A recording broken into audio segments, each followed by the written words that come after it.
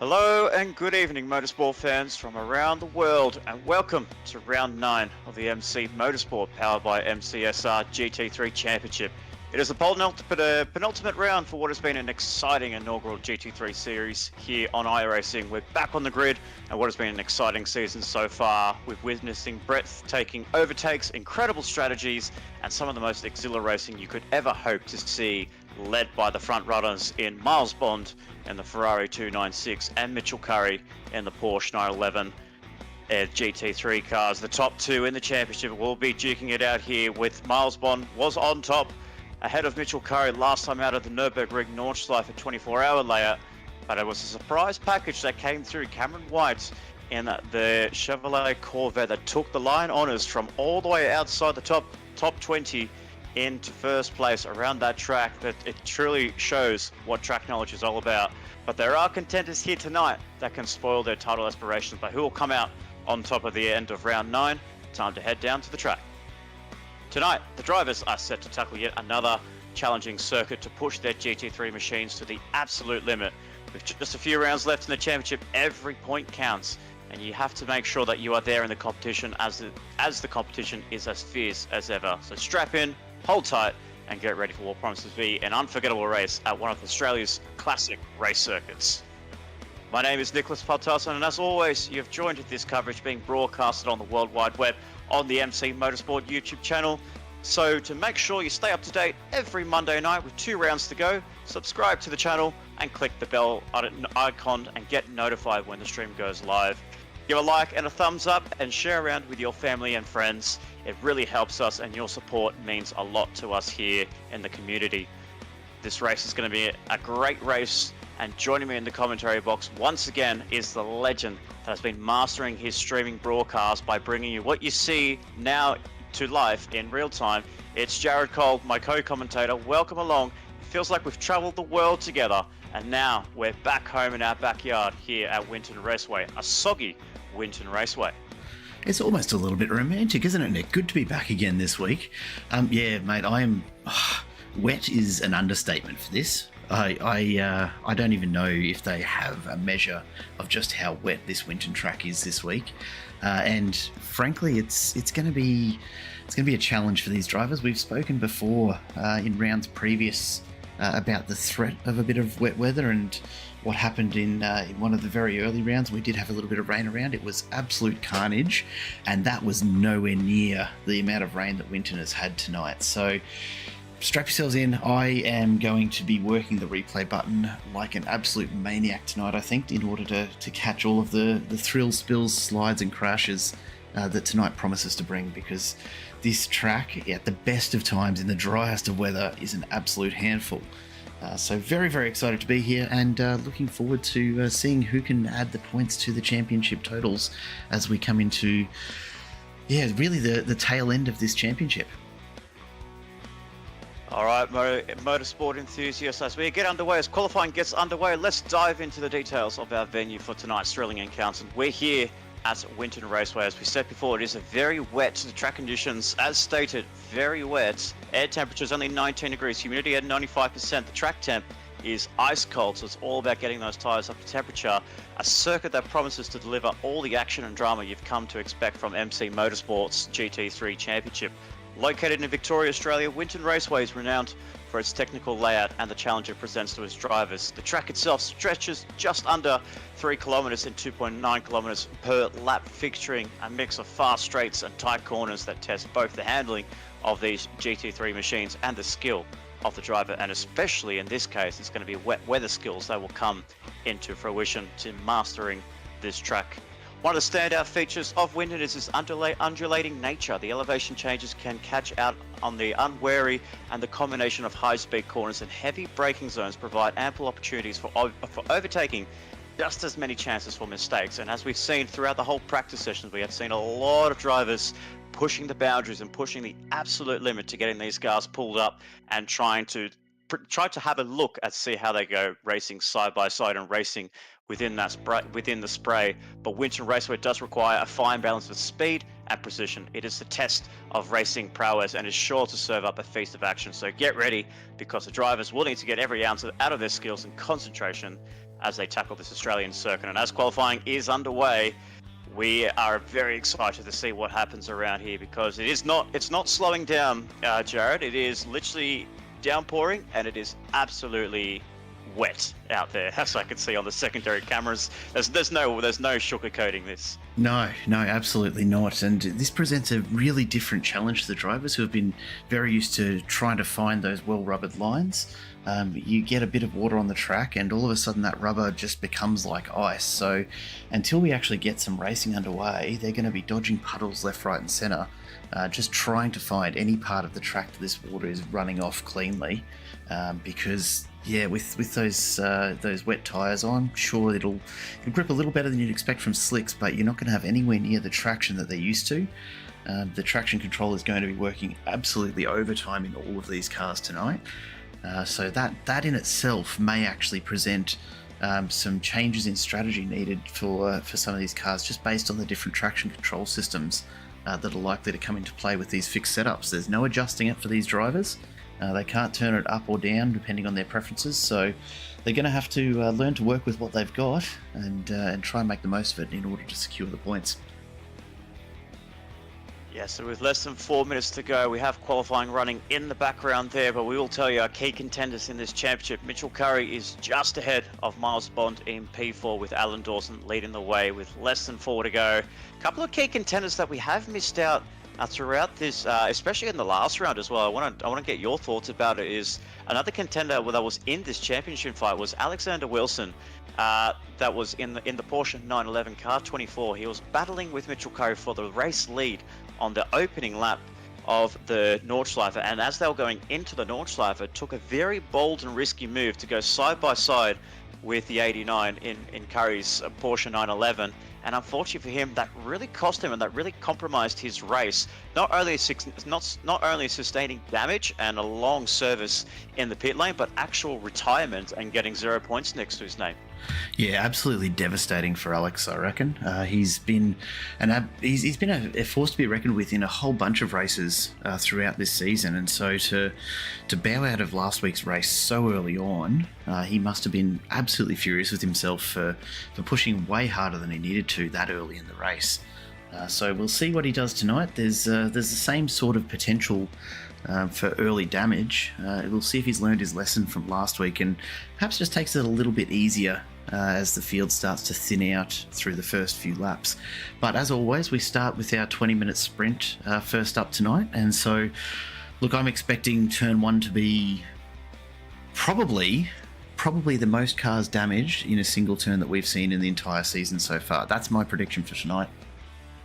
Yeah, there's quite a high percentage of safety car threat here around Winton Motorsport Raceway, but as well, with you throw water on it, and it just makes drivers go a little bit too overconfident with themselves when it gets into the braking zone, especially at a very heavy congested zone, which is turn 1 and 2, which is the Motorsport News S's turns 1 and 2, especially because it's so narrow when you go into the first couple of corners there. There's literally no room for error there if you are going to go side by side. You are really heavily relying on your spotter over your ear to make sure they tell you that there is a car beside you, because otherwise there's going to be a lot of carnage and there's a lot of cars going to be facing the wrong way. We could even potentially see a couple of red flags thrown in this race. Who knows? Yeah, it'll be interesting to see what part race control plays tonight and some of the decisions that they might make in order to keep the races safe and getting through the laps that they need to. Look, we haven't really seen much from the safety cars either so far. I think we've only really seen them pulled out from memory about twice in this season. So yeah, I expect we'll see them more tonight than we have in the rest of the season combined. But happy for the drivers to prove me wrong.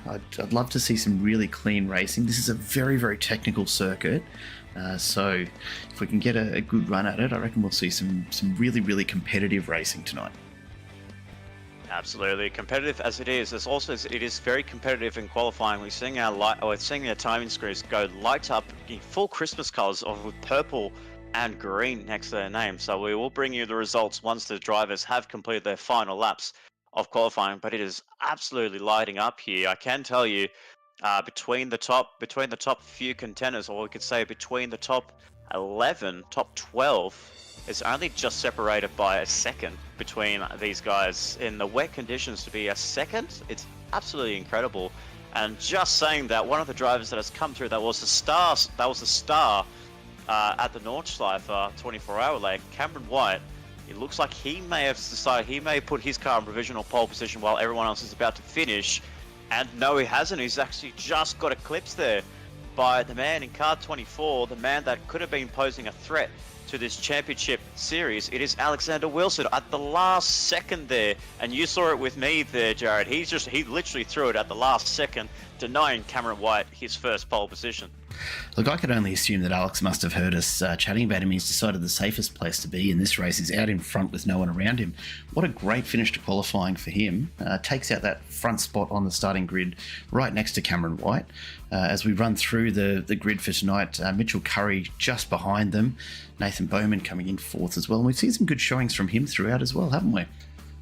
Yeah, absolutely. Bowman has been a bit of a star driver, a bit of an underdog, flying under the radar every few races here and there. He did struggle a little bit at the Nordschleife, but he is quite a consistent top 5, top 8 driver throughout this whole championship. So watch out for him to start clawing his way up towards the championship, potentially being that top 5 and cementing his top 5 in the championship. And then down in the third row, we have Miles Bond and Jackson Austin, the two Ferrari 296's GT3 occupying that row. Alan Dawson, Ryan Smith, Hayden Cupid, and Joshua Van Trek inside the top 10. We have Dean Reddit and Hugh McLaughlin outside in 11th and 12th place, occupying that 6th row. And that is it all Mustang 7th row with Stephen Lawrence and Ryan Palmer, followed by Kyle Stevens. 3 Mustangs rounding up the 7th and 8th grid. Scott Stevens, Simon Lanter, and Paul Sanders rounds up our 19 drivers here tonight. So it is time to get ourselves underway very shortly. As the drivers are starting to queue up, it's all about the confidence and how you execute turn 1. I don't know about you, Jared, but as you said at the start, the turn 1 is going to be very tricky for these guys. Yeah, look, let's see what sort of a start they make here. It'll be very interesting to see if we see anyone heading off sideways before they even get off the grid here. So there's an absolute risk as we see the lights coming on. We're ready to run. As the lights count down, we've got 5 red lights, the wipers are on, and the revs rise here at Winton, and it is lights out, green flag racing. Great launch there by Cameron White, who tries to swim it around the outside of Alexander Wilson. They're going to go into the Motorsport S's for the first time. It is Cameron White that leads the way, that leads the pack ahead of Alexander Wilson. Mitchell Curry rounds up in 3rd place, so great start there by the man that was starting in P2, now into P1. Alexander Wilson drops behind in 2nd place. Mitch Curry has got himself a couple of positions ahead of Miles Bonds. That'll be crucial for the championship battle, but it is all tipping-toeing in these opening few corners as they get towards turn 4 and then turn 5. This never-ending left-handed as they get towards turn 6 and 7, pen right corner they come. It is still Cameron White leading the way ahead of Alexander Wilson, but all the drivers being very clean at the opening phase of this race here, Jared, so really good. As I say, there are a couple of cars in the background that has dropped down the order. That is Jackson Austin that has dropped well down the back in 18th place, unfortunately, so he's really struggling. He must have had a bit of an oncoming with a couple of drivers, but looks to me the rest of the field has gone through those opening couple of sectors cleanly, and it is the Corvette driver, last week's race winner, in the lead. Yeah, and look, a much cleaner start than I expected. Everyone making it through those S's, but a couple of things I'm already seeing. A lot of squirming around, not even just under brakes, just trying to keep the cars on track is a nightmare for these guys tonight. And on top of that, being able to see through the spray in front of them. We'll probably grab some onboard shots a little later on in the broadcast, but there we go. Look straight in with Nathan Bowman on board. He's not going to be able to see much of anything there, so I hope he's got his eye on the brake markers on the left side where there's less to look at. Yeah, and like I said, this is the first time that I'm yet to see how the rain physics works on the iRacing platform, but it is absolutely incredible. You can see Bowman trying to go for a bit of an alternative line just to try and see where he's going and try and see if he can get some sort of run or opportunity to get past Mitchell Curry, but Curry is still up in 3rd place. Miles Bond has dropped well down the order. He's down to P7 at the moment, so Mitchell Curry's got himself a good buffer between himself and the championship leader in car 17. So the first of the Ferraris in Miles Bond down to 7th. Then we have Joshua Van Trick in 8th, Hugh McLaughlin and Dean Reddit rounding up the top 10. But it is such a great start there by Cameron White. So I wonder if all this confidence that he had last time out and the downplay of the Corvette not being the strongest car in the opening few rounds of this championship, he's all of a sudden managed to make it click. He's managed to make it work with that track knowledge around the Nordschleife. I think he may have gone one up against his rivals again, and yet again he's still up front. Yeah, and great to see Cam White really showing up again. We thought that maybe last week was just down to him being an absolute freak of knowledge around the Nürburgring, but proving us wrong yet again. So really keen to see him keep that front spot, and not to forget, as we see, who was that? Hugh McLaughlin just getting a little loose there through the corners, not yet finding a dry line in this weather. I think, yeah, we'll see how Cam White does. If he takes this race out, he'll be back to 10th for our 40-minute feature. So we'll have to fight his way through again then. So stay tuned. Yeah, it is looking pretty close, but no one's really making those opportunistic moves yet. I wonder if the wet conditions, and obviously yet I'm yet to experience any of this type of racing on the PC platform, but I wonder with the wet weather racing, you do struggle a little bit. As we see that, we can see one of the Mustangs in Paul Sanders has gone for an escapade down at turn 3. Unfortunately missed his braking marks, as that sent him into the tyre barrier. But I'm just wondering that on this side of racing, is wet weather racing has it become really tricky and become very hard to master, or is it just the fact that drivers, or is it just the fact that these cars are too powerful and it's a struggle to put the power down around some of these tight corners? Look, rain in iRacing is still a relatively new thing. Only, a matter of weeks, months that it's actually been available across a multitude of tracks. So people are really just getting to grips with how the physics model works with rain. On top of that, you're right, it's just plain treacherous. To try and keep these cars on track in the wet, I have never found it easy, and I can't imagine how these guys are going in such a tight pack with the amount of spray they're kicking up. They're putting a lot of faith in each other to be hitting the right brake markers, so that we don't see a major pile-up happen. So far, so good, which is always a pleasure to see, but I do wonder if, as they start to find their confidence, they might try to test the limits of the tyres and the cars just a little bit more. Oh, that's Dean Reddit. Yeah, he's just run a little bit wide. Just a little wide, maybe a little understeer induced from the wet conditions, or he's hit a puddle. And I tell you what, when you hit a puddle in these things, you know it. Your steering wheel just goes completely loose in your hand, and you are just along for the ride at that point. Yeah, absolutely. I have noticed a lot of puddles, especially here towards turn 6 and turn 7. There's a massive puddle on the inside there, and everyone looks to be avoiding that. Especially I saw noticeably down at turn 1 and turn 2 as well. So they are running some different alternative lines, and you can just see there the amount of water that is hugging the inside of turn 8 and turns 9. That's absolutely incredible, and these guys are doing their absolute best, staying off the curves, running an alternative line, try and just get the power down as soon as you can, but without over-rotating this car. A couple of drivers that made a few mistakes, noticeably Jackson Austin dropping well down the order outside the top 15. But it's just, like you said, it's about a confidence thing where these drivers, doesn't look like it's raining. It's still like it's raining quite heavy, but whether it's going to ease up soon, I'm not sure. And there you go. There's the evidence of the puddles there, turns 1 and 2. They are just avoiding it like the plague, the top 3, because they don't want to get near it. Because like you said, like we saw with Dean Reddit, you hit one of those, and unfortunately you go spearing off into the grass or the gravel track. Yeah, and this is where it really takes on a whole different challenge. Instead of just following your nose through these corners and just taking that racing line, you really have to be on the ball and looking for where the puddles are forming. The track elevation, as well as the actual banking of the surface, makes such a huge difference in the line you have to take, and you'll find yourself often just aiming for the dry spots through the corners. it can really change the entire look and feel of the track. So if any of these drivers have been familiar with Winton in the dry previously, they're not going to have the same local knowledge advantage that they perhaps were expecting. A bit of rain changes absolutely everything about your strategy as you do try and make some passes through these corners. And let alone the track in the dry, it's always a hard circuit to actually make overtakes. The only times you've got a chance of opportunity for overtaking is down the straight here, down the Faulkner straight, and then the Kidsme straight going into turns 1 and 2.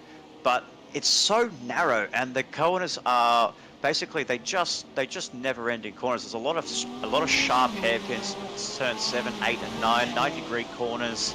So even in the dry, it is very tricky to execute a pass around here, as we have an early retirement down that's in the pit lane. That's Paul Sanders, that we did see him go off at turn 3 only a few laps ago. So he looks like he's come in for a long repair and getting that car repaired to get him back onto the grid for race 2. But even in the dry, around Winton Raceway, I'm yet to see the track itself. I live only probably about 2 or 3 hours drive away from Winton Raceway, but I know there's a lot of events that happens around the track itself in the real world. But even seeing it on the television, it looks like it looks hard to race on, because it is such an Aussie track, such an iconic Aussie track. As we've seen, Dean Reddit again looks like he's spalling down the order, so that's 2 laps in a row. It's actually Alan Dawson that's just come off there. Oh, he's run wide there, yeah. Yeah, very similar liveries, the 2 teammates in Alan Dawson and Dean Reddit. But yeah, just going back to the fact that the dry is just as tricky as the wet when it comes to overtaking around here.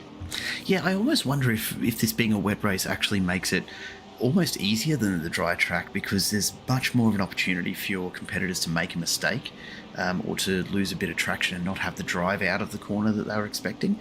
In the dry, you're absolutely right. Winton is a nightmare. It's one of the very few tracks that I've raced that I sincerely disliked. I won't say hated, that's a stretch, but I really didn't enjoy racing Winton.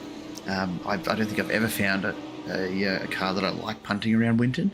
But I'm just wondering if these guys might find it a little more forgiving in terms of their ability to progress through the field, just on the basis of the opportunity for their competitors to make that error and find themselves with just a bit less speed out of the corners than they would otherwise be expecting. As we run through the top 10, it is Cameron White, the man that took a sensational victory at the Nürburgring Nordschleife in 24-hour only last week, the 90-minute enduro around the Nürburgring at N24. It leads the way, 0.1 just ahead of Alexander Wilson. These guys have been fluctuating between a tenth, 2 tenths. I think the gap I saw the last time was only about half a second between the top 2. It's absolutely incredible. As we go, try to see if we can get an onboard action with Alexander Wilson, and Mitchell Curry is following Alexander Wilson as we look through the rear diffuser of that Porsche, of the Chevrolet Corvette, apologies, behind the Porsche train, the Porsche pack that features Alexander Wilson in P2, Mitchell Curry in 3rd, and Nathan Bowman in 4th place. So it looks like the top 4 are just slightly running away from the driver in 5th place there, but it's still 1.2 seconds that is separating 4th and 5th place. So it's not over yet for Ryan Smith in 5th place. Miles Bond, the championship leader, down in 6th. Joshua Van Trek in 7th. Dean Reddit, Stefan Lawrence, and Alan Dawson rounding up the top 10, with Ryan Palmer in the first of the Mustangs just outside in 11th place, 3.2 behind Alan Dawson. But this Porsche pack is really trying to work together to try and see if they can get anywhere close to that Corvette. And there's Curry Trust trying to stay out of the spray a little bit and just try and get a bit of visibility to see where his competitors are, because he looks like he's struggling a little bit, especially on this last lap. He has struggled a little bit on pace compared to the front runners. He's only about 0.2 off the fastest, 0.2 of the fastest lap that was set by Cameron White only a few laps ago, but you're 4 tenths down in that last sector. Really struggling in this part of the race, but it's not over just yet, with only just over 8 minutes to go. Yeah, still a long way to go, and especially in these conditions, anything can happen from here. 20 minutes is not a super long race, but with the way this front 4 have been racing, if one of them does find themselves going sideways through a corner at some point, and Porsches, they tend to do that, even if you don't want them I think it's entirely possible that you'll see one of these guys actually wipe each other out here. I'm hoping they're driving well within their limits, as we see Curry just again putting the nose out of the spray to get a bit of a view ahead. Yeah, it's still risky. It's still risky, and it's something that I find really hard to overcome in this wet weather.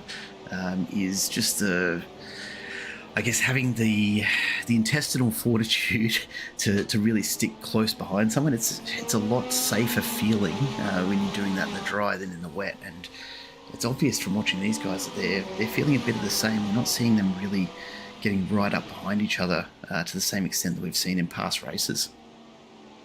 Looks like Cameron White just went a little bit deep into turn one. I think Alexander Wilson just followed him there.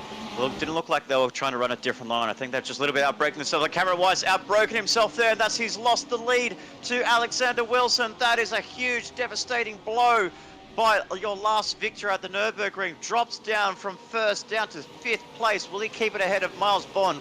Looks like for the moment he will, but that is a huge, costly blow there for Cameron White, who has been leading the race for 9 laps. And unfortunately, on the 9th lap, it just goes a little bit too deep into turn one, which kind of flustered him a little bit, just kind of changed his perspective going into turn 3, and that's all it costs. You called it right there, Jared. All it takes is one mistake there. You thought it was from the Porsches, but unfortunately, this case, it was from one of the Corvettes, and that was the race leader in Cameron White. Gives us a really good idea of just how close to the edge these guys are still running. You know, you expect that perhaps they give themselves a little more room for error, but obviously right on the limits of adhesion for these tyres, and he's just gotten a bit of understeer. Simple as that, and once you start sliding, it's a whole lot harder to pull it back in track conditions like these. But what I did see as well on Cameron White, obviously we will get a replay of that sooner or later, but as well, what we saw with Cameron White there, he actually ran on the inside. He didn't actually run the typical racing lane, which is keeping the car left. He actually put the car in the middle of the track, and from that it was a little bit strange. It's like that's something that we didn't really see in those opening laps with Cameron White leading the race. So we can see the drivers sticking it hard left to try and open up the corner as they go through turns 3 and 4. But Cameron White looks like he just planted the car in the middle of the track, maybe just trying to try maybe a bit of a narrow approach, but that inside part of the track has a lot of puddles and it is very slippery, and it looked like he did catch a bit of a wet patch, so that's why he drops from 1st to 5th place. Very unfortunate there. Looked so confident. He did have the pressure from Alexander Wilson, but he was maintaining that. He was maintaining a good gap and a healthy gap from the rest of the field, and he was looking in command to take victory yet again. Yeah, look, it could just be that he's found a little more traction through that part of the corner, because you know it's not always as obvious as you'd think. In these sort of conditions, exactly where you're going to get the best grip. There's a bit of a dry line starting to form now. You can see that the water is just starting to clear a little as the drivers are following the same kind of lines through, but still a lot of rain, still a lot of water on the track, so there's not going to be a true dry line through these corners at all tonight, I don't think. I just wanted to take a look here at Hayden Cupid, who we haven't really seen in any of his past races, but right back here in 12th, he's actually just set the fastest lap of the race at a 1:33.4. So I don't know what you're doing back in 12th there, Hayden, but well done. And let's see if you can back it up as the front runners immediately take that back, getting themselves down into 1:33, which I think has got to be the effect of a bit of a dry line as they find a bit more traction and drive out of those corners.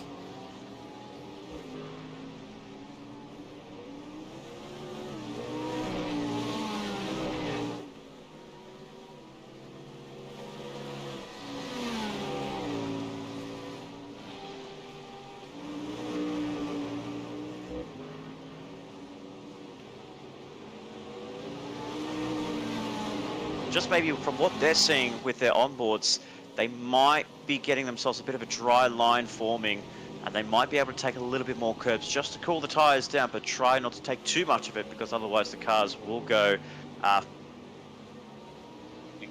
Colpit.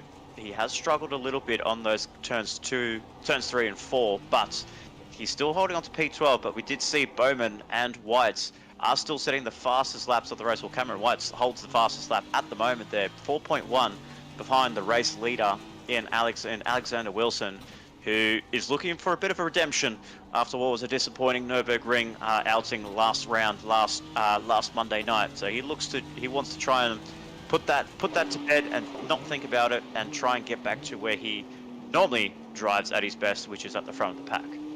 Yeah, look, as we jump on board with Joshua Van Treek here through a few of these corners, you can see there's really not much of a dry line there anywhere. There's bits that are less wet, I think, is about the best you can say for this track at the moment. But trying to pick out some of these gaps between puddles is what's keeping these guys on track at the moment. There's a few tyre marks here and there where you've got a slightly drier line starting to show up, but geez, there's a lot of water still there. So it's not going to take much to find yourself offline and all of a sudden with about half of the grip that you had coming into the corner. Yeah, it looks like the BMW is struggling a little bit down in P7 there. So he's 11 seconds behind the race leader in Alexander Wilson, but he's quite a fair way back behind Miles Bond, actually. It's about, about 5 seconds just behind Miles Bond. So the BMW really struggling around a circuit like this. Maybe it's just the heavy nature of the bulkiness of the car. Looks quite heavy to be driving around at this circuit here. Maybe just the heavy front engine on the nose of that car looks to be really, I don't know, it's hard to explain. It looks like it doesn't suit this kind of layout of track compared to what we're seeing with the nimbleness of the rear-wheel drive, rear-engine drive Porsche 911s and the Ferrari 296s. We're about to see an outside move there by Miles Bond. Can he hold around the outside? He can't, but he's going to go for a switchback move on Miles Bond as they get towards the last corner. Not just yet there. He's throwing the nose in. He wants to get past him because his championship rival in Mitch Curry's P2, he's down in P6, so the gap will close between those two contenders. The white flag is out. It is the final lap here, ladies and gentlemen, of the 20-minute session that is race 1 for round 9 here at Winton Raceway. Alexander Wilson leads by 1.4 seconds over Mitchell Curry, ahead of Nathan Bowman and Ryan Smith. The four Porsche 911s occupying the top 4, with the first of the non-Ferraris, Cameron White, who was leading the race for 9 whole laps before a mistake a couple of corners ago back at turn 3 is denying him a back-to-back chance of victory. And Miles Bond, the championship leader, down in 6th place. Looks like he's looking to get eager and wants to get past Cameron White. He's throwing huge slide there. That was massive. Massive slide there, Miles Bond. You can just see he's throwing the car.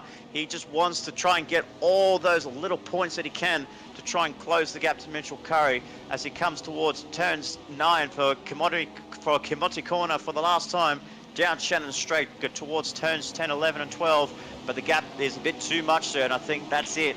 That's all she wrote for Miles Bond, unless a mistake happens in these last couple of corners. So Cameron White, but no harm's done there as we cut towards the front. What a redemption drive it is for Alexander Wilson. A great way to mark your return to the top step of the podium. And that is first place for Alexander Wilson for the last time around the final corner. Takes the checkered flag, weaves the car in joy. He wins race 1 here tonight for round 9 of the GT3 Championship, powered by MCSR for the MC Motorsport GT3 Championship. Nathan Bowman takes the fastest lap and the final step of the podium, with Mitchell Curry in between in P2, Ryan Smith, Cameron White, Miles Bond, Joshua Van Treek, Dean Reddit, Alan Dawson and Kyle Stevens rounding up the top 10. So some great racing there amongst the top 6 competitors. A little bit quiet towards the back there, unfortunately, so not much action here, but we are, as I say that, we are cutting towards the final quarters, and the battle for the last position and the top 10 is not over. Kyle Stevens just gets ahead of Hayden Norris. Hayden Colpert down in 12th place. So some great racing up and down the field there. We will catch a little bit more with the next session when it comes to the next 40 minutes of this section. The top 10 gets reversed, but what a big win that has been for this man here in car 24, Alexander Wilson, taking the victory. What looks to be what some would say a bit of a lucky victory with Cameron White's off, but I think it's just that pressure that he gave Cameron White that sees the opportunity and takes victory next to his name. And it's the old saying, isn't it, right? Like, if to finish first you have to finish. That's all it takes in these sort of conditions sometimes, and Alex Wilson's done a great job of hanging in there, really just holding on to the Porsche and making sure that he doesn't set a foot wrong. The consistency through those more difficult corners he's made the most of it and come out with the points, which is just a great news story for him after last week's shocker.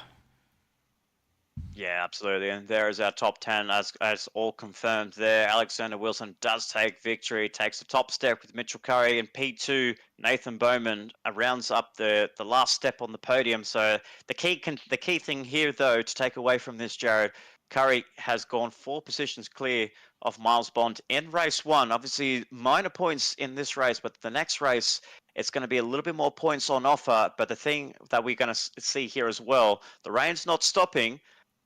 Strategies and pit stops will come into play, and I think the key thing here for Miles Bond, he's going to be ahead of Mitchell Curry thanks to the top 10 being reversed in this race coming up.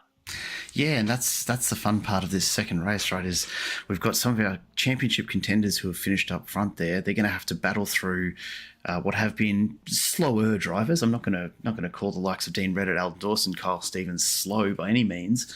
But they'll certainly be looking to make their moves early and get some clean air. That said, with some of the fast laps we saw coming out at the back of the field, we've got another little bit of time here for some more rain to fall, that dry line to just get coated in some water again. Maybe there's something to be said for being a little further back at the start and making the most of the dry line that you do get to get some early passes in rather than being up front. Time will tell. Absolutely. Time will tell, and it's not long before we get ourselves ready for race 2, the 40-minute session with pit windows available for the drivers to come in. There's no tyre changes here, so with this kind of conditions, I don't think you're going to need to change tyres at all. It's probably best to stay on the compound you are. But if it starts to dry up, we could be seeing one of those drivers come in and maybe take a gamble. Could it be someone down the field? Could it be someone inside that top 10 that could take the punt if it starts to dry up? But at the moment, it is still quite damp there, and it's not even time to even think about a slick tire at all. So we'll wait and see as the time comes. But we will take a short break before we cut back all to the action here for race 2, 40 minutes around Winton Raceway. We'll be back very shortly to bring you all the coverage. So stay tuned, grab yourself a drink, grab yourself some food, and hang on for what is going to be an exciting race 2 coming up.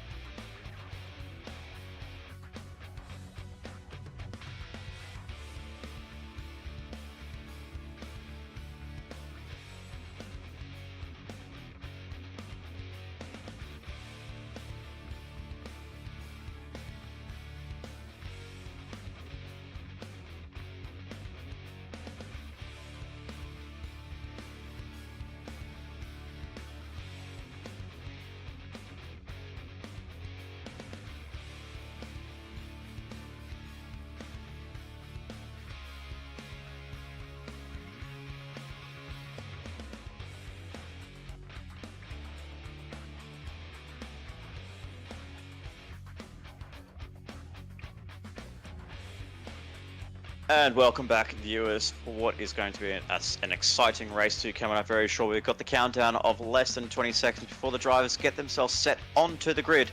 It is a reverse top 10 format here for this 40-minute sessions before where we have normally seen the 40-minute session based off the qualifying starting as the opening race and then a 20-minute top 10 reverse sprint finish. But this time round, for the last couple of rounds, minus the Nordschleifer, we have been seeing the 20-minute race, first race after qualifying, and then the last race of race 2 is the 40-minute top 10 reverse format. And to me, what we last saw this come into action at Okayama a couple of rounds ago, Jared, it actually worked very well there, and we saw some great racing amongst the field of competitors there. So we might be seeing something similar here tonight with our competitors here on track, and I'm very excited to see how it all unfolds as the drivers get themselves gridded up and ready to go for what is going to be an exciting race 2, which will be led by Kyle Stevens, who finished 10th but now starts on pole position in race 2. Alan Dawson in second place, Dean Reddit, the second of the Audis, in third place, Joshua Van Trick, Miles Bond, Cameron White rounding up the top 6 on the grid as we go down towards the order. Ryan Smith, Nathan Bowman, Mitchell Curry, and Alexander Wilson, the race 1 winner from 10th place. Can he do it? We saw it with Miles Bond back at Okayama. So can Alexander Wilson throw any inspiration and go for that clean sweep? He's taken pole position and he has taken out race 1. Can he do it back to back and get race 2 under his belt? We'll find out in due time. Hayden Colpitt and Scott Stevens rounds up 11th and 12th place. And as we see the back there, Hugh McLaughlin, Ryan Palmer, Simon Larson, Jackson Austin, and we see the rest of the field coming through, ready to go. 5 red lights on this downpour here at Winton Raceway for race 2. It is lights out, green flag racing, a solid start there by the Audis. It is Alan Dawson that's going to lead the field into turn 1. Will his teammate join him as they negotiate Motorsport News turns 1 and 2? It looks like his teammate's going to join him. We see Hugh McLaughlin in the background go sailing off there. A couple of cars going sideways and off the track there. So it's an Audi 1-2, the 2 teammates leading the way with Alan Dawson and Dean Reddit first and second place. Miles Bond up into P3, so that's very important for the man that is leading this championship. Get himself a few places ahead the rest of these competitors. Alexander Wilson has made a great start from 10th to 7th place already, so watch out for him to make that charge. Cameron White is holding on very nicely to P4, but unfortunately the biggest loser out of all of that was Kyle Stevens, starting on pole position from 10th place in race 1, and pole position in this race drops down to P5. He might be a bit of a cork in the bottle in this opening lap of the race there. You can just see there's a huge gap. There's a bit of a gap, a few car lanes between himself and Cameron White on this opening lap as they negotiate turns 9, the Kidderby corner, down Shannon Straight into turn 10 for the first time. It is still treacherous around there. You can see drivers going outside, inside.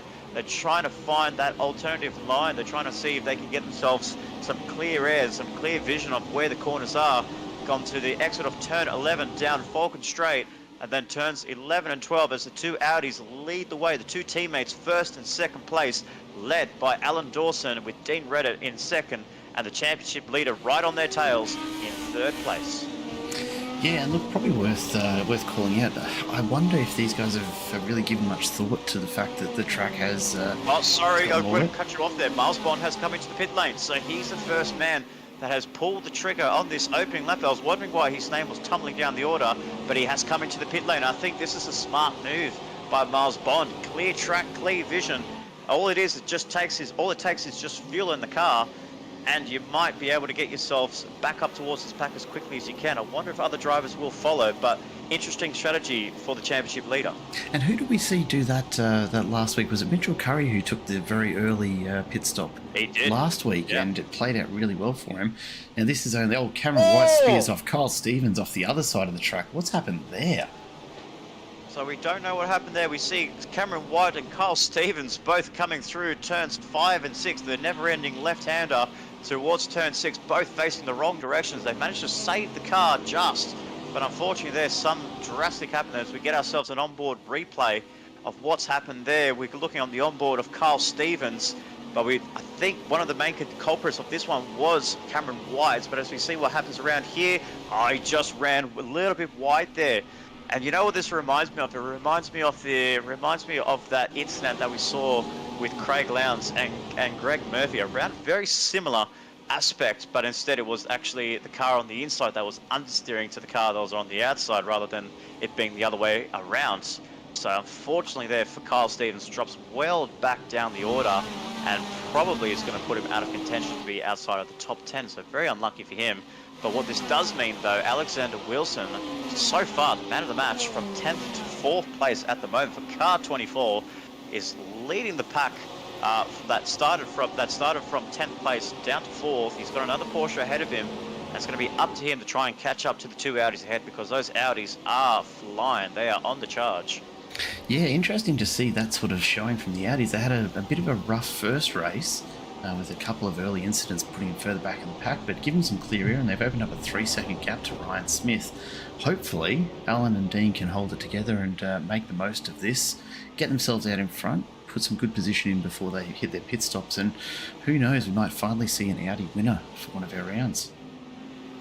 We have seen a couple of Audi winners in the past, but it will be nice to see one of them win in the wet, because it does sound like a beautiful car, this Audi R8. Anytime we get an onboard with an Audi R8, the sound of that car is just absolutely breathtaking. It's probably one of the best sounding cars on the grid there, but the grunt of the Ford Mustangs also tops that, as well as the ever so loud Porsche 911s as well. So a lot of great sounding cars as they're coming through towards the exit of turn 10. Just listen to the sounds of the cars coming through. They're just kissing the curb there. A couple of drivers that are just taking that bit of risk and running the normal racing line, but it is still very wet there. Alexander Wilson has just pulled into the pit lane right now. We just saw him dart to the left-hand side of the track there, as it looks like, as if no one is familiar with how this circuit works, it does look like a car's going to go off track and they're just spearing off into the tyre barrier, but that is the pit lane, ladies and gentlemen. It does look, if you're not a fan or if you've never seen Winton Raceway before, it looks quite scary, but it is quite safe.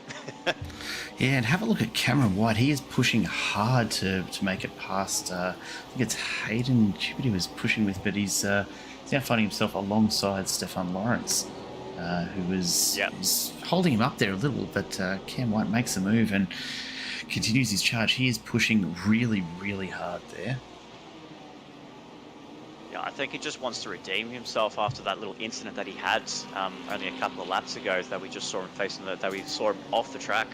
And, you know, what looked to be a relatively clean weekend for him, especially in that opening race, as we see one of the BMWs, that's Joshua Van Trick, has gone sailing towards the background, facing the wrong direction at turns 8 and coming up towards turn 9. Very unlucky there for Van Trick, and car 9 drops down the order just outside the top 10. So a little bit worrying for the BMW. It looks like it's not working around this track. There's a couple of other BMWs there. Brian East in car number 3. It looks like he's also struggling to get the power down in his BMW M6. We see another car in the background. So many cars flying off the circuit here in this open for this 40-minute race. There, we normally say the 20-minute session throws all the action. I think we're seeing a lot of this come in the 40-minute session here. Jared, there's a lot of hit and misses with some of our drivers here in this opening few laps. Yeah, and I'd have to think a lot of that is just as well. Geez, come on, he's just all over the shop through those chicanes. I don't know whether he's going to make those tyres last too well if he keeps throwing it around like that, even in these conditions. But geez, he's really putting everything into it. I do wonder how much of it is influenced by the fact that some of these drivers have just not thought of it. How these guys are holding it together, I have no idea. Stefan Lawrence manages to keep Mustang on track. Let's just say that. Who's that that's gone around? Is that that's not Mitchell Curry, is it? That's Hayden Cupid. Yeah, that's Hayden Cupid. Yeah, that's unfortunate. He was running so well there behind Mitch Curry as well. But here's the thing, though, we are seeing drivers in that opening race. They looked like they were professionals out there, just driving the track, driving to conditions, and you know, everyone thought it was like the 40-minute race that we normally see in the opening, that we saw in the opening few rounds, that everyone was driving, you know, perfectly and not making any mistakes, and everyone was driving to a number, driving to their limit. But now it just feels like this 40-minute session, everyone's gone hands off, the gloves are off, throw the cars around the corner and hope it sticks. But unfortunately, we have seen so many contenders not being able to keep it on track at the moment. Yeah, and a huge amount of change in the standings. Like you expect to see a bit with that reverse top 10, but when we do look down the list of gains and losses so far in this race. I mean, Stefan Lawrence is up 10 spots on where he started. Kyle Stevens has dropped 10 from where he started, and a lot of big moves there as well, as Kyle recovers another spot there. But yeah, apart from Alan and Dean out in front, and their gap is being reduced by Ryan Smith now. They've taken their foot off the pedal a little, but everyone else has come up through the field. You know, Ryan Smith up 4 positions into third. Nathan Bowman and Mitchell Curry have gone with him as well. Cam White, for all of the bluster, as he sets it sideways again through the corners. He's putting on a show for us here, ladies and gentlemen. I can't complain, honestly. I don't mind seeing the Corvettes go sideways, but it can't be the most efficient way around this track, you wouldn't think. He's about the only person, though, that's maintained their starting position. Everyone else has shifted wildly as we see the conditions start to take their toll. Yeah, it looks like it is starting to get a little bit more of a downpour now. I feel like the rain is intensifying just a little bit from what we're seeing from some of the cameras, from some of the on-track cameras. It looks like the rain is starting to get a little bit heavier. So I wonder if the heavier downpour, maybe the track getting a lot colder than what it is. Maybe they are struggling a little bit. But down the back there, we can just see one of them, Hugh McLaughlin, has gone into the tyre barriers that could not pull the car up, and that's what I'm thinking. I think maybe the track is getting heavier, the track is getting wetter, and these drivers are not being able to adapt to these conditions just yet. Yeah, and I'm just taking a quick look at our weather monitors. Look, the temps haven't changed a great deal, but the track temp has dropped off a couple of degrees from where we started, so even that could be enough to completely change the feel of these cars. It's going to be a lot of effort to get any sort of temperature into these tyres today, so it's going to be slippery for all 40 minutes of this race, and I don't envy them being out there. I'm pretty happy here behind the mic, honestly. Oh, same here. That'll be. I'm nice and cozy, nice and warm in the commentary booth alongside you as well. So for round 9 here for MC Motorsport's GT3 Championship, powered by MCSR.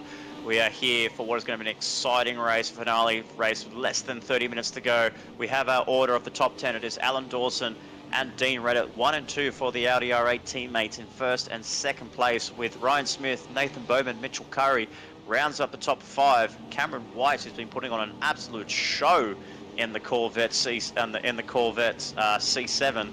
Putting on an absolute show every time we cut to him on the cameras. He's always sliding about and having a bit of a good times there. Miles Bond gets caught up in an accident there with one of the Ford Mustangs. That'd be Kyle Stevens. Yeah, Kyle Stevens. So his day goes from bad to worse. Unfortunately, starting on pole position and drops well back the order in 14th place. He's yet to make a pit stop. So very unfortunate for him there as we look down. Stefan Lawrence is, as you said, has been making those positions, has been making those games, albeit some of the drivers coming into the pit lane. Up into 8th place, Joshua Van Treek and Jackson Austin rounds out the top 10, but the first of the pit stoppers, Miles Bond, in P11 at the moment, 21 seconds clear, 21 seconds behind Alan Dawson, and we did see him come into the pit lane and stay in the pit lane for about 19 seconds. So a short fuel window for Miles Bond. So I wonder what the drivers ahead are going to do. I wonder what these drivers will do. Alan Dawson and Dean Reddit, when they come into the pit lane, will they go for a short transit as well? Because, you know, pitting early is great for clear air, but then what we saw with Miles Bond there and Kyle Stevens, that can happen as well. You know, getting caught up in all of that stuff, and you're being held back a lot. And these guys have a lot of clear track and a lot of clear air, and these guys are benefiting it. Yeah, 100%. And it's interesting. We don't often see Audi dominance like this. Alan and Dean, both very accomplished drivers and very much in control of these cars every time we've seen them. And maybe it's just been bad luck in the previous rounds, but they're just dominating this. And I can't figure quite why. It's the Audi's not necessarily holding much more in terms of pace. Their fastest laps are not significantly ahead of anyone else, but they've just got this down pat around this track. So I wonder if it was a strategic move to start and to finish where they did in that first race and give themselves a bit of a better chance with the reverse top 10. I'm not quite sure.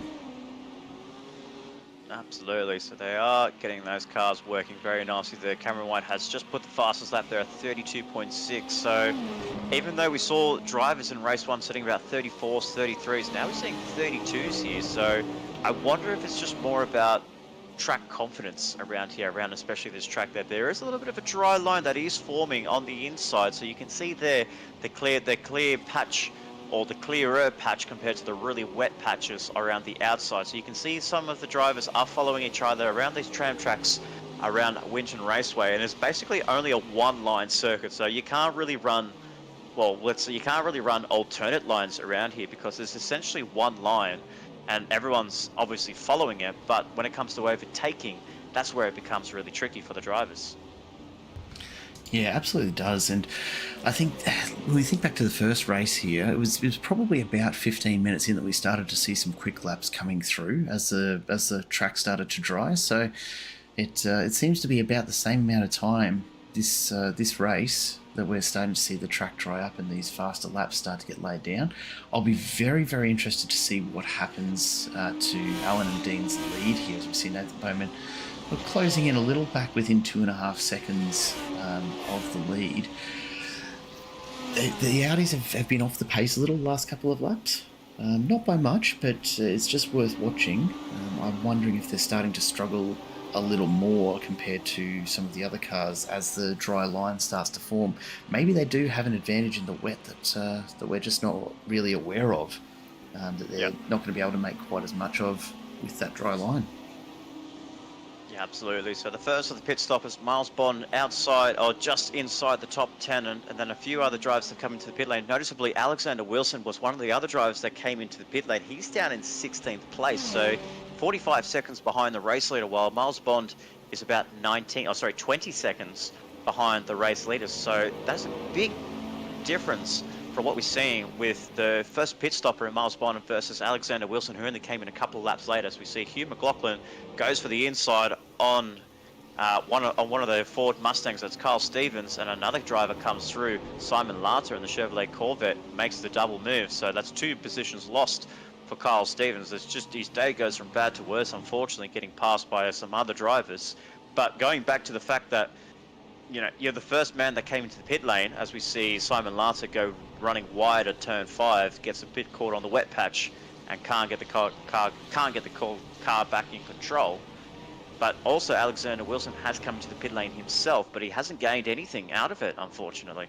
As Hugh McLaughlin goes around on that corner as well, tell you what, Carl Stevens might have the right idea here. I did note he was really getting out of the way of those 2 other drivers, and geez, that's a bit of a rough rejoin there from Hugh McLaughlin. Yeah. I do wonder if Carl Stevens has just backed it off, given them some room, and has just let them drive themselves out of his way, because he's found himself back in position, despite being passed by both of them. He's right back where he was just by taking it easy and keeping it on track. Yeah, I think it's just slow. I think it's going to be slow and steady and just manage these conditions as best as you can, as Alexander Wilson throws the car on the inside of Hugh McLaughlin. Can't get it done on turn 11. Can he get it through turn 12? No, he doesn't. He's going to have to sit behind there. But this is just costing Alexander Wilson. So I think Miles Bond might be onto something here as well, Jared, because he's up into P7, 21 seconds behind the race leader and Alan Dawson. So he might be onto something here. Maybe that early pit stop has worked a treat for the championship leader down in P7, whilst the top 3 are starting to get a little bit closer there. Nathan Bowman has been putting in those fastest lap times compared to the Audis up front, so he's the one that's on the charge, and he's the one that's got the pace at the moment as we look at the rear diffuser of Nathan Bowman's Porsche 911. It's got a have bit of that spray, it's ridiculous. Yeah, the spray is absolutely incredible. Not as much as what we saw in that opening race, I would say. It looks like it's been fading a little bit, but it does intensify in a couple of corners there as well. So we can see there, it follows the tram tracks of the Audi R8 in Dean Ritter 303 in P2. The top 3 separated by just over 0.7 of a second as they lead into Motorsport News S's turns 1 and 2, and then into turns 3 Honda corner. It's got to brake it. It's a downhill braking here. It's a very technical corner around here because it just dips away and it's a little bit off camber going into turn 3. Then turn 4 through Nissan corner. This one's a little bit more straightforward there, but then it's this corner right up here, the never-ending turn 5, never-ending left-hander that is turn 5. Nathan Bowman just sliding the car about, avoiding the curb, avoiding the puddle on the insides there through turn 6, and then turn 7, pen right corner. Just stay behind the nose, stay behind the rear bumper of the Audi R8, and then into turn 8 he comes. just staying away from that puddle there. That puddle is absolutely huge, and that's been growing all race long, and that has not seen any clearance at all. Turn 9, Kinnery Corner, down Shannon Straight for what is going to be the 12th lap, the end of the 12th lap of this race. Down to turn 10, not going to find any moves or opportunities to make a move just yet. There we can see Alan Dawson just stepping the Audi out a little bit of too much throttle on the exit of turn 10s, and then down to advanced premium corners 11 and 12 there. Do one of the Audis come into the pit lane? No, he doesn't. Does Bowman come into the pit lane? He doesn't as well, so he's staying out for another lap. And that is a lap around Winton Raceway, this 2.9 kilometre circuit located in rural Victoria, Australia. Great circuit to be a part of in the real world, and great to see it in the first time. But these GT3s are putting on an absolute show here in these tricky conditions here, Jared. And you can just see the driving that we've seen with Nathan Bowman, just top class. He's just being so patient with the throttle. He's not making any silly moves there. He's not throwing the car where he wants to throw it. And he's putting on a really good show of patience and weight and the waiting game. Yeah, absolutely. I just noticed on that lap as well, that front straight, what a nightmare in these conditions. You're looking directly into the sun at this time of day. You've got all of the glare off the water on the road. I can't think of anything worse as far as a home straight goes than what we're faced with here today at Winton. So good to see these guys just hanging in there. Nathan Bowman absolutely working that steering wheel the whole way around that lap. As we see Cameron White, he's gone a little more conservative with the Corvette here. I'm noticing a significant lack of sliding compared to that first race. Who's that off in the background? Stefan Lawrence has just found himself off on the grass as well. So he's struggling with the Mustang tonight. It's not the first excursion we've seen from him. No, absolutely not there. And as we look down towards the order, we see a couple of drivers that are starting to make mistakes there as well. We can see Alexander Wilson. Oh, I almost ran off the track there. I don't know how close he was. That must have been millimeters close to the grass there. He ran that car so far right that he almost joined the Liberal Party at that time as well, but just so far right. He almost got himself onto the grass there and nearly killed his momentum and killed his chances of getting back onto the podium.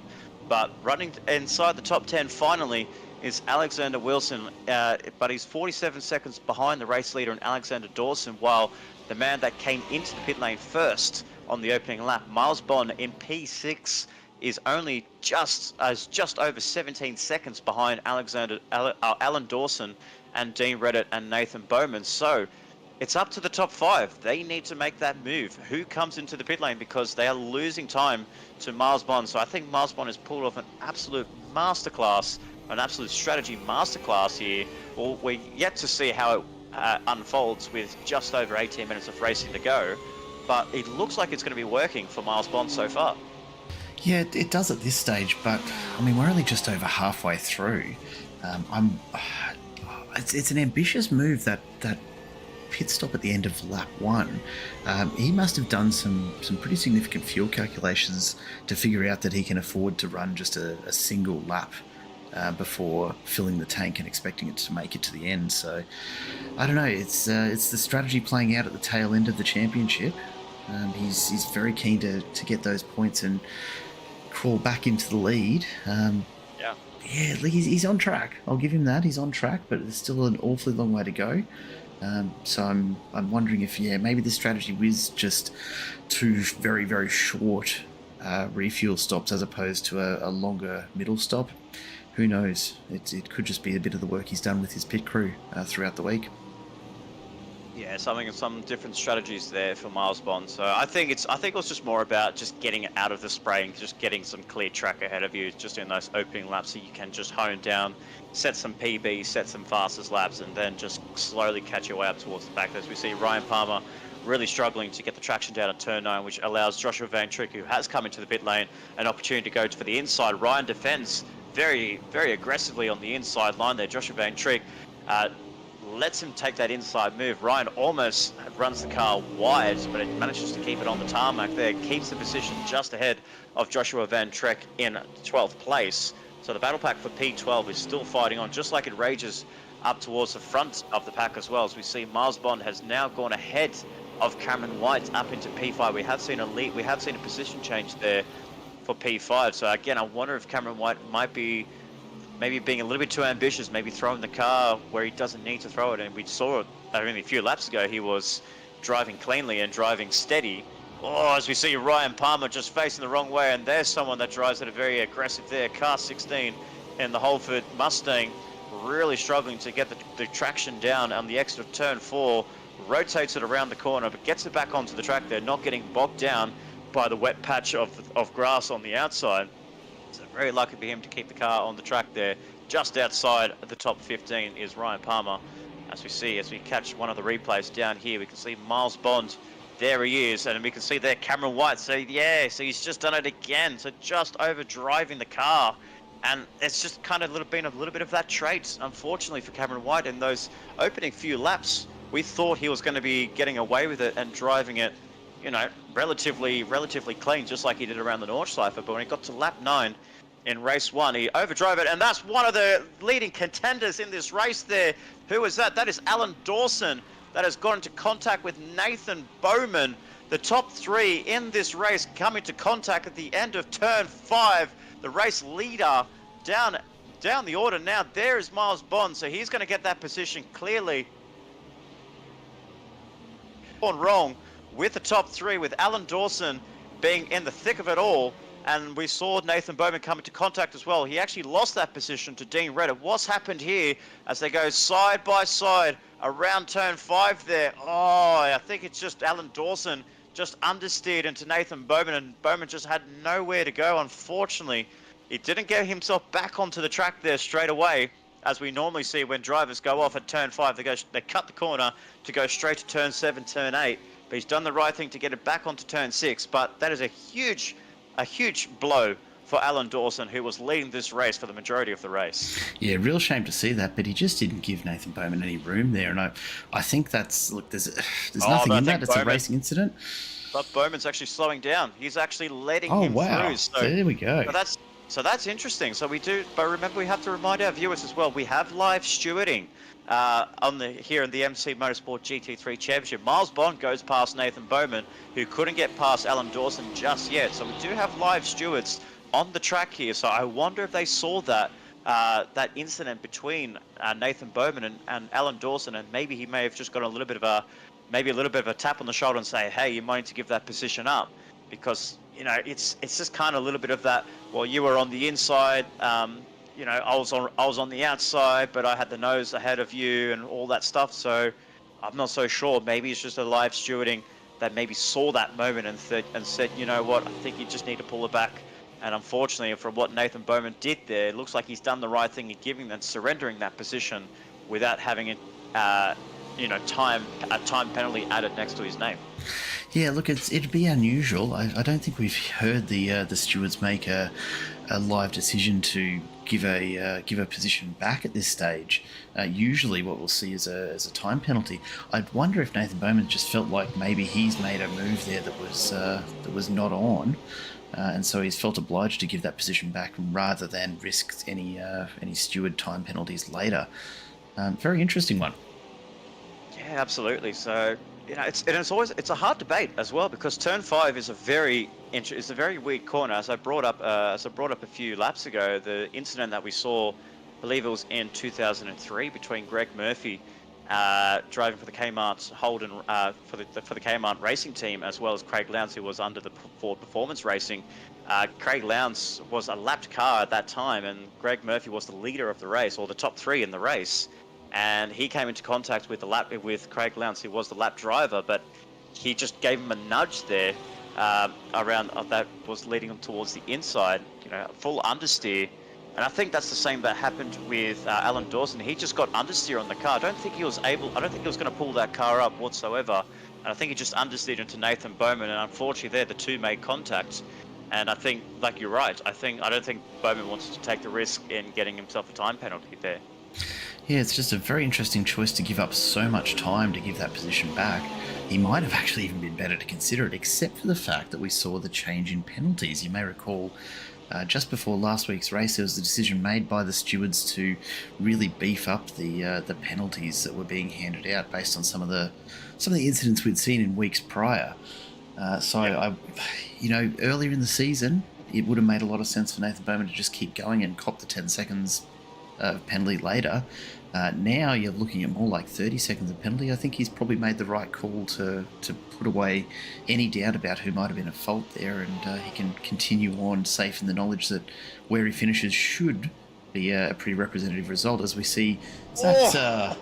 Who's just gone flying through that? Was that Alex Wilson? Who was that? One of the Ford Mustangs there. I think that was Paul Sanders down the back there. It was one of the lap drivers. It looked like he just went for a full spearing moment down into turn 10. Couldn't pull the car up whatsoever. As we catch an onboard replay, as we catch an exterior replay, yeah, that is Paul Sanders. He just couldn't pull the car up and didn't even know where he was going. Unfortunately, just not the place where you want to be making a bit of a risky move there, and temping bowling your two key contenders out. That was battling for the top 10. But yeah, but unfortunately there for the two drivers, Alan Dawson and Nathan Bowman, that's unfortunately given them a gap between themselves and Dean Reddick. As we just saw in the background there, we saw Dean Reddick flying down Shannon Straight into turn 10. And Mitch Curry now takes P2 away from these drivers. But it's unfortunate for Nathan Bowman because he's been having a strong race here at race 2 with just over 10 minutes to go. He looked like to be one of the key contenders to be taking that first place away from the Audi R8. He almost got it done as well. There was a couple of moments. He was about 5 tenths behind the race leader, which was Alan Dawson. But it looked like Dean Reddick got the move done on Dawson before that incident was made. So it's just about to hit 10 minutes before the end of this race. So we're looking at about another 4 or 5 more laps of racing here at Winton Raceway. It's about the top 5 coming into the pit lane, and who comes into the pit lane as we see another replay there. Miles Bond looks like he's going for an inside move on Bowman. He makes contact with the Porsche driver, and that also sends him off as well, but not as bad. So the nose was shown there by Miles Bond. And there's a lot of drivers that are making mistakes in this late part of the race, Jared. We do see this on a couple of occasions. Drivers get risky and they throw the car where they shouldn't be throwing them in, and we are seeing the consequences. Yeah, and look, that incident with Miles Bond there a few laps ago now, but you see the ramifications. We were talking earlier about how good of a strategy that early pit stop may have been. Perhaps not now. If he hasn't held it together, he's sitting down in 6th at the moment, quite a way back. And so there's every chance that he's actually going to miss out on the advantage that he had put himself at with that early pit stop. It's a real shame. Absolutely. 9 minutes to go. The top 5 need to come into the pit lane and make a pit stop. So who's going to be the first to blink? It's probably, we're looking at about 4 laps to go until the end of this race. Dean Reddick leads Mitchell Curry ahead of Alan Dawson, Nathan Bowman, and Cameron White. It looks like he's just holding up Miles Bond down in 5th place. So he's going to be the one that defends the top 4 in this race. But it's all about those drivers in that top 4 who comes into the pit lane very soon. We can see Cameron White there doing a really good job defending away from Miles Bond. So he doesn't want to let him through just yet. He wants to let that top 4 just run away a little bit more and create a bit of a buffer when it comes to this race there. But you can see Miles Bond just got that traction down a lot quicker, a lot sooner than the Corvette in P5. And then down in 7th place, we have Caden Cupid, Scott Stevens, Alexander Wilson has come through the pack inside the top 10 as well. So keep an eye on him as well.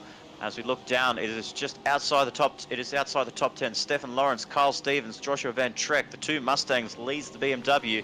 So we did say the BMW and the Mustang are really struggling around this type of track here, and we can just see it, unfortunately, here tonight in race 2. But the rain has eased off a little bit here as well, Jared. So there's not much of a downpour. So it looks like it's dry. It looks like it's.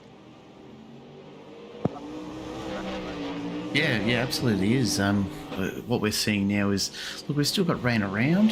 The track's not going to go to a completely dry state at this rate. Oh no, that's Stefan Lawrence turning it around again as Kyle Stevens and Joshua Van Trick fly on through. He's having no luck at all with that Mustang tonight. That's I reckon about spin number 4 this race for Stefan. Yeah, absolutely, and Kyle Stevens as well, as we saw him have a bit of a moment there from pole position at the start of race 2, as Joshua Trick is going to go for an inside move on the forward driver as he gets to turn 5. He's looking at the onboard. There's one of the drivers there that's gone off. That's Ryan Smith in the Porsche 911. Then Joshua Van Trek does make the move on Kyle Stevens. There's a beautiful move there, beautiful textbook move there at turn 5. And it looks like one of the drivers is coming to the pit lane, as that is Simon Lanta, who looks like he's retired the car. The only retirement in this race here out of this 20-man field of GT3 drivers here on the iRacing PC platform. But we have just under 6.5 minutes to go. The top 5 yet to come into the pit lane. When do they pull the trigger? Will they pull the trigger on the last lap? We'll find out in due course. But there's no names that are coming through in the pit lane just yet. Alexander Wilson has set the fastest lap with a 1 minute 31.4. So the track looks like it is starting to dry up very slowly. But it's all about who comes into the pit lane first and when do they pull the trigger? Because we can see that Cameron White again, he's gone wide at turn 5. I mean, you said there's been a couple of moments that drivers are just making mistakes. The Mustang's going off and having spins. I don't know how many times we've seen Cameron White going off at turn 5. Yeah, and that one, it'll be interesting to see whether he does cop a slowdown from the iRacing software, because he cut a huge amount of very loose under brakes, nearly takes Miles Bond out. That was heart in mouth stuff. I can imagine Miles was watching him get closer and closer there. I'm surprised to see that Cam White hasn't had a slowdown for that massive corner cut as he goes really wide there, just pushing too hard. I wonder if that's perhaps the end of his tyres with how hard he has been pushing all race. Yeah, unfortunately for Cam White, it drops down to P7 behind Hayden Cupid in P6, who's been running a very nice race there in the 999 Hayden Cupid, so running very cleanly, running very nicely there. Cameron White is just having a day to forget, unfortunately. What was a mammoth fight back at the Nordschleife last time out in round 8 from 19th to 1st in that race. It was an absolutely exceptional drive, one of the top drives in this MC Motorsport GT3 Championship, the inaugural GT3 Championship powered by MCSR. But with just 4.5 minutes to go, I don't think we're not going to see him go anytime soon to get himself back inside the top 10. We can see Jackson Austin and Ryan Palmer, two good mates there, running side by side into turn 10, just giving Jackson just enough racing room there, but he had to go over the curb on the exit of turn 10 through turns 11 and 12. They are still keeping Ryan Palmer ahead in position 14 and Jackson in 15th at the moment there, but still the top 4 is yet to make a pit stop here, and the timer and the clock is ticking down here. Yeah, I was just watching that little battle with Ryan and Jackson, thinking, geez, you'd want to be good mates, because if I was Ryan Palmer, I wouldn't be too happy with Jackson shoving his nose in there when he clearly didn't have the corner entry. So lucky to get away with it. Could have taken them both out there very, very easily. So maybe a few friendly words to be had over a beer after the race. I don't know. They're certainly eating up a lot of time, though, battling with each other this far back in the pack. Yeah, too true. But yeah, so it looks like he's just running inside the top 15, Jackson Austin, and we can just see that Dean Redders are just about to come to that pack right now. But with just less than 3.5 to go, with roughly about 2 more laps to go until the end of this race, 2.5 laps to go until the end of this race, it's going to be a crucial moment for when the Audi R8 driver, as well as Mitchell Curry, who is second in this championship, ladies and gentlemen. We have to remind our viewers there, if everything stays as it is, we're going to have ourselves a great championship fight for the finale next Monday night. So if you want to stick around and watch the finale battle, like this stream, like the video you're watching right now, subscribe to the MC Motorsport YouTube channel, because that's where you're going to see all of the action for the inaugural GT3 Championship finale next Monday night. But it is the last 3 minutes of this session, as we have Dean Reddit, Mitchell Curry, Nathan Bowman as well inside the top 3, and they're not coming to the pit lane just yet. Let's see what Curry does around the background. He's yet to come to the pit lane as well. So I don't know. Do they know that they have to come into the pit lane? Are they going to take that strategy and take that bold gamble with the field numbers that they have, and they're going to try and stick it out until the end of this race? Have they got these calculations right, or have they got them wrong? I'm honestly at this point wondering if my monitors are actually accurate. anymore as to whether they may have pitted and we missed it, but Dean Reddit, I'm sure, has been sitting out there the whole way. I think so too. He's, he hasn't. I haven't seen him anywhere else. No, right? He's still got 4 seconds on Mitchell Curry, so it's not like he's managed to make a stop and stay out in front of them. They didn't have, 40 seconds of lead over the rest of the pack at any point. So, geez, he's either managed his fuel exceptionally well, or he's about to be in a lot of trouble and actually run dry in the last lap. Because this will be it. Once he crosses the start-finish line here, he's into the last lap. It'd be an absolutely spectacular win for Dean Reddit if he can hang in there and if he's done the numbers right. Geez, he must be on fumes by now, though. He must be, but I guess with wet weather racing as well, you do use a lot less fuel mixtures around the track as well, because you want to have the fuel mixture down very low to get the power down as soon as you can. But let's wait and see as they're coming up towards the last couple of corners. Do any of these drivers come into the pit lane this time around? No, they don't. So it looks like they have managed these fuel numbers to perfection. Dean Reddit is about to cross the line for what is potentially going to be the final lap here of this racer. You can see the white flag being waved out on track. Dean Reddit leads Mitchell Curry, leads Nathan Bowman, Alan Dawson inside the top 4. The only man that came into the pit lane that time round was Miles Bond. He's now in 5th place. So this could be a strategy masterclass, but we are yet to find out how these drivers execute these next few corners. As they execute turns 3, turns 4, they're still running on full power. Turn the fuel mix to rich mode and to fuel burning mode, because you want to be able to get this car to the finish line as quickly as you can. As we see a drift there, and no, that is Dean Reddit that's gone, and he's lost the lead on the last lap of this race. Oh, that's heartbreaking for Dean Reddit. He's had such a good race. I can't believe that. Mitchell Curry will be absolutely cheering. That re-entry look, sorry Nathan, but not much more Dean could do with that there. That's devastating for Dean Reddit. What a shame. No way.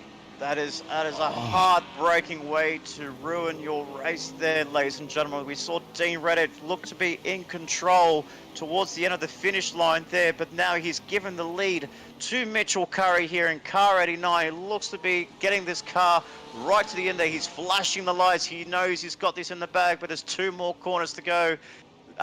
Curry, you've got to get these corners right, because we saw there with Dean Reddit, he made a mistake on the exit of turn 5, has gifted the lead to Mitch Curry, who hasn't led a single lap here, and he comes around the final corners. We've got to take race 2 and the victory his way. What a race that was, and what a strategy that was for Mitchell Curry to go from the back of the field to first. From the back of the top 10 rather, to first place, gaining 8 positions. Nathan Bowman into P2, but all the heartbreak and all of the woes for Dean Reddit on the last lap as well. Wow, he will be kicking himself after that. He gets a podium at least, but he wanted so much more from that. And deserved every bit of more from that, honestly. That was just devastating. I feel for him, because he earned that win all the way, and to have it snatched away by the cruel hand of fate halfway through the final lap when he's done nothing wrong for the rest of the race, that's a massive blow. But look, if we've got to find something to be optimistic about, it's that the Audis finish in 3rd and 4th as Miles Bond goes spearing into the infield. The Audis finishing 3rd and 4th is perhaps not where they should have ended up, given the run that they had, but it's not bad, all things considered. Well done to Mitch Curry taking out top spot. Miles Bond back in 5th. That'll make for a very interesting championship standing after this round. Yeah, absolutely. I'm looking forward to this finale here. I don't know about you, Jared, but this is going to be an absolute classic finish between these two in the championships. You can see that they're both stuck on the grass there. They're going to have to call the tow trucks out very soon to get these cars back to get at least Curry's car into victory lane. But what a race that was. A lot of strategies unfolded there. Drivers coming into the pit lane, taking that risk and taking the gamble of getting their cars in clear air and through the traffic to try and get themselves up towards the front there. Unfortunately, it hasn't worked for Miles Bond. He finishes in P5, especially Alexander Wilson. He also took that strategy as well. coming into pit lane. He came in and finished in P7. As the drivers are now pulling up, we can see the 303 and Dean Reddit there absolutely would be kicking himself after that. You could just see they just smashed it into the garage there. The garage is closed, son. The team is packed up and said, "What have you done to us? Why did you do that to us?" But it's heartbreak for Dean Reddit. But unfortunately for him, as you said, the big positives out of that, the Audi R8 look pretty strong. They look pretty decent in the wet there. They round up third and fourth place, but it could have been so much more for that team. Yeah, look, that's racing though, isn't it? You can do everything Absolutely. right, and it just takes one slip of concentration, and it's all snatched away in an instant. But a great result. You can't argue with third and fourth for the Audis. It's perhaps not what they wanted based on their performance earlier in that race, but it's not bad by any stretch of the imagination as they find themselves up the top end of the top 10 for round number 9. Absolutely. So we run through the top 10. It is Mitchell Curry that snatches victory at the jaws of death on the last lap. Hasn't let a lap in race 2 at all. So he leads the lap on the final lap as well. The lap that counted. Mitchell Curry takes the victory. Nathan Bowman, Dean Reddit, Alan Dawson, Miles Bond rounding up the top 5 with Hayden Cupid, Alexander Wilson, Scott Stevens, Hayden Norris, and Ryan Smith rounding up the top 10. You can see the page full of Porsche 911 GT3s there.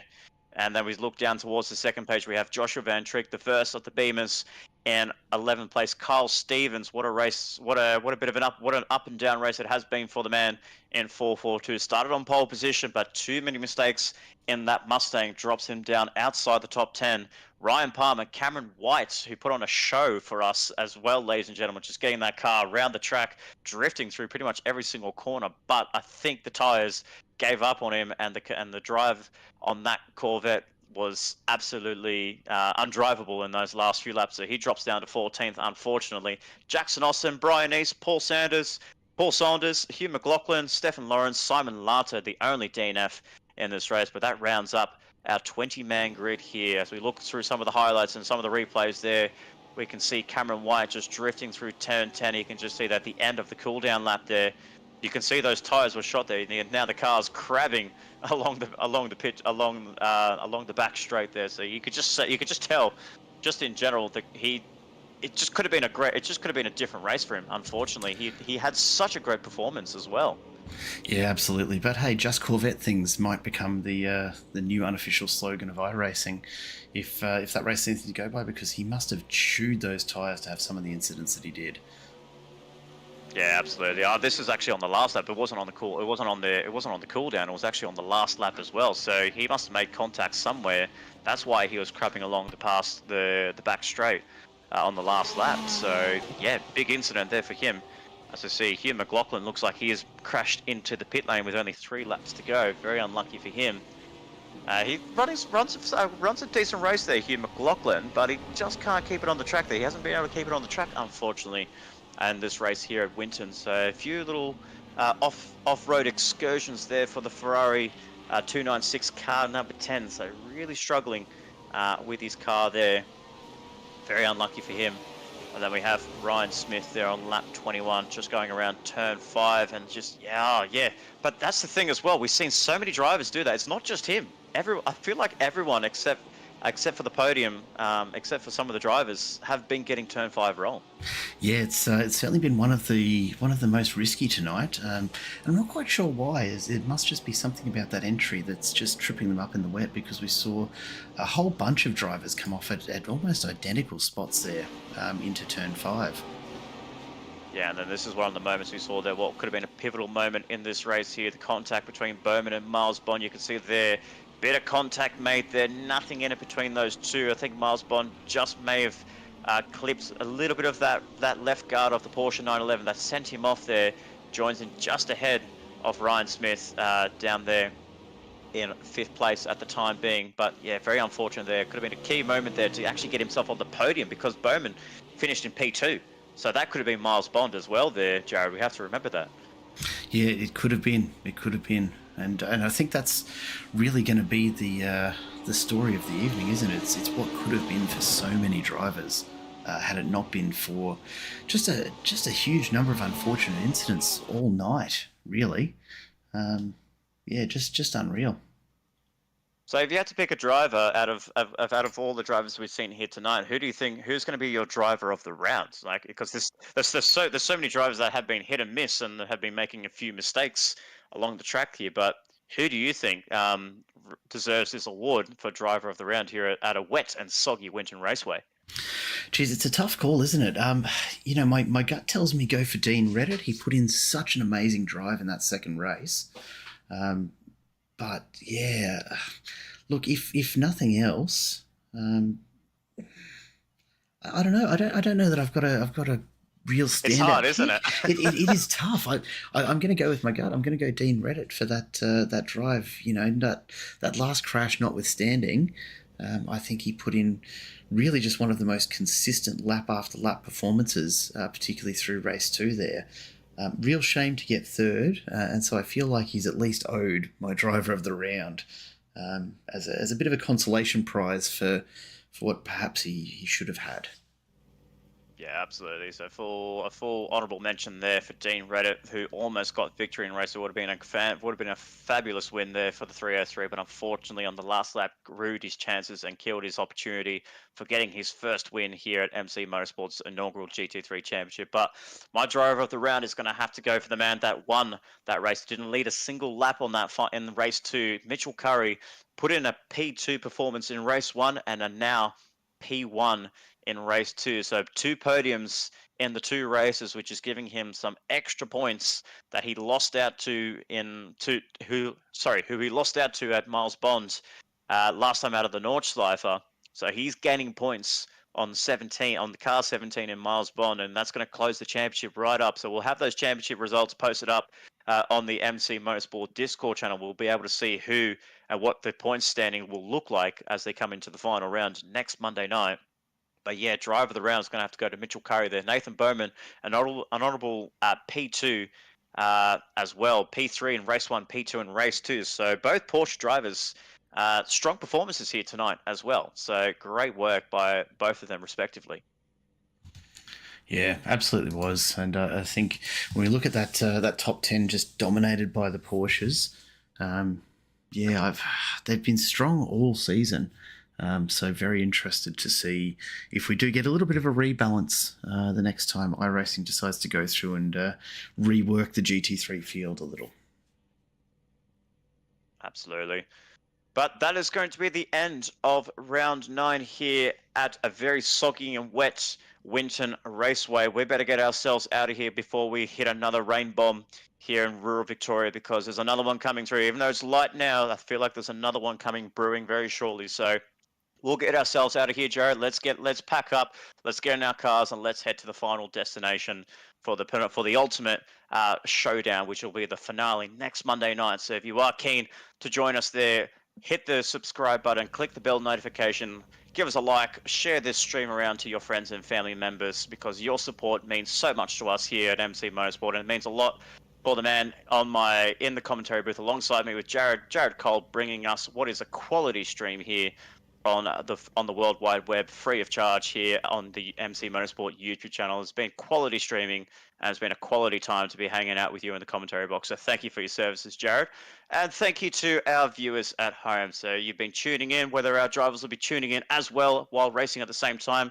Good to have you here. But that is us signing off here from a wet Winton Raceway. Thank you so much for what has been an awesome 2 races here. Some heartbreak moments, some great racing, and some fabulous victories around here, and some great moments to keep in our hearts. And we'll be talking about it throughout the ages here at this wet track for round 9 to conclude round 9 here at MC Motorsports, powered by MCSR, the GT3 Championship. Its inaugural championship here at MC Motorsport. But until the next round, we thank you guys so much, ladies and gentlemen.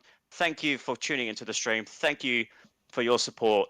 And we'll see you guys for the ultimate showdown, the finale, next Monday night.